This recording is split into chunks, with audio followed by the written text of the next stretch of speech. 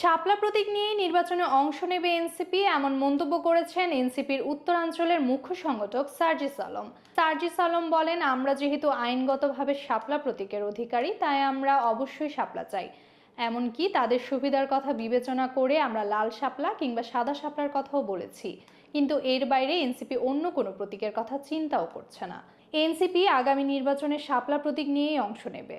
শাপলা প্রতীক না দেওয়া নিয়ে নির্বাচন কমিশনের স্বেচ্ছাচারিতা নিশ্চয়ই কোনো প্রভাবকের প্রভাবে ঘটছে বলে দাবি করছেন এই এনসিপি নেতা। তিনি বলেন, হতে পারে কোনো রাজনৈতিক দল, সংস্থা কিংবা প্রতিষ্ঠানের দ্বারা প্রভাবিত হয়ে এনসিপিকে শাপলা প্রতীক দিচ্ছে না। পিআর পদ্ধতি প্রসঙ্গে সার্জিস বলেন, এনসিপি স্পষ্টভাবে বলেছে পিআর পদ্ধতি উচ্চকক্ষে প্রয়োগ করা হোক। আমরা মনে করি নিম্নকক্ষে পিআর পদ্ধতি চালুর মতো পরিবেশ, মানসিকতা ও স্থিতিশীলতা এখনো বাংলাদেশে পুরোপুরি তৈরি হয়নি।